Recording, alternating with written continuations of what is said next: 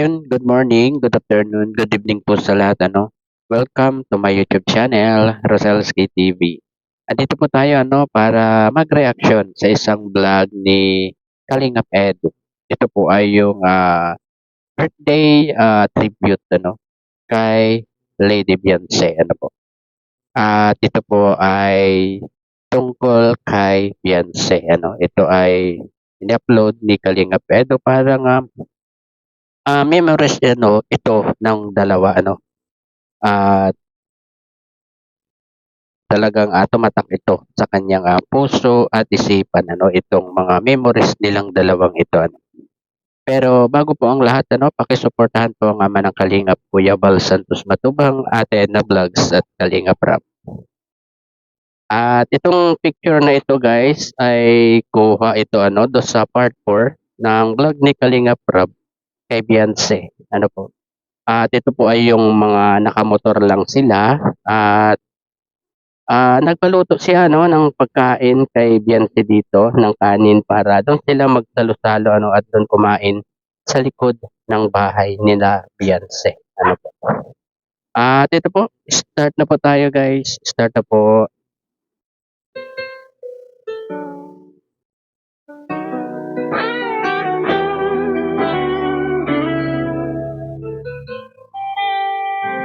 Part 9, Part 1. Sa bawat ulong ng mapanirang hangin, Wow. tayo'y pinagdududahan.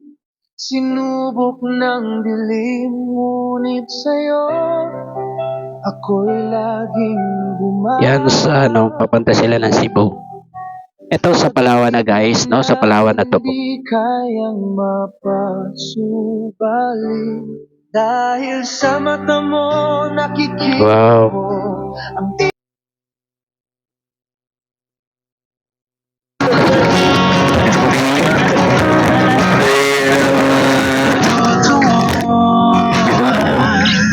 Kasi magiging sa mga bigyan ng dulo. Wala ng tao. Gusto mo akong solo na. Sabi. Yan po, may nakita ko ng thank you. Ayaw, exciting niya.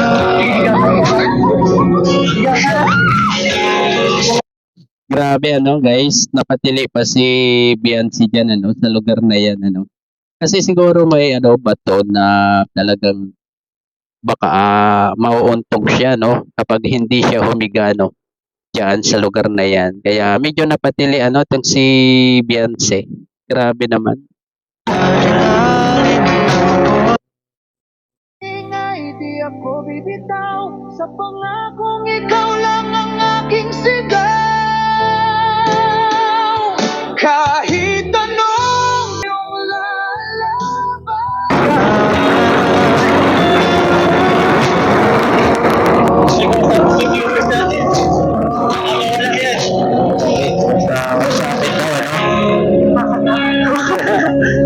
Hindi siya kasi nahawak, kumapit ka. Wala ko kasing kakapitan siya, natatakot siya.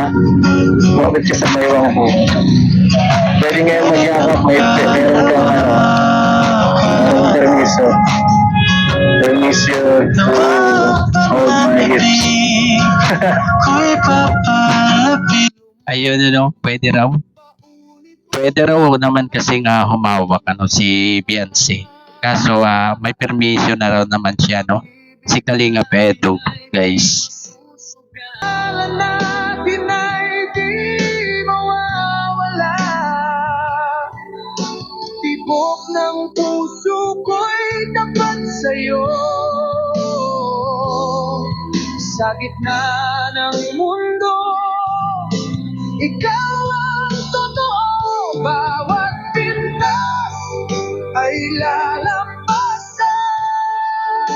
Basta't magkasama tayo, kayang buwagin ng kahit sino ang pag-ibig na ating sinumpaan.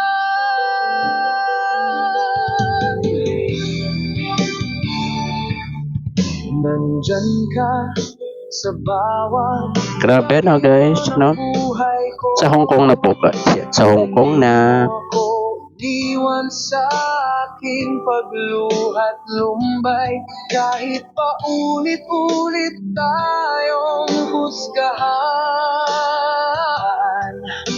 Pag-ibig natin ay di masusugatan.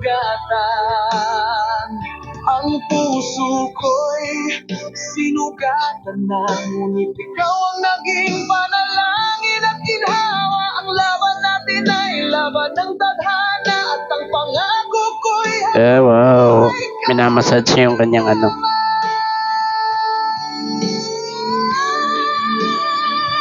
dahil sa'yo natutunan ko ang tunay na tapang ay tapat na pagmamahal. Hawak kamay, di tayo matitinag, kahit pilit tayong ihiwalay Wow. ng dagat. Kahit anong sabihin nila, pag-ibig natin ay di matitinag. Tibok ng puso ko'y tapat sa'yo, at di kayang baguhin ng mundo. Bawat luha ay Wow, sa Disneyland yan guys. Memorable ng Etsy guys yan. Kaya gustong-gusto nilang umulit pa dyan eh. Ano, di ba? Yun, kinasal na sila dyan. Ang pag-ibig na ating sinumpaan.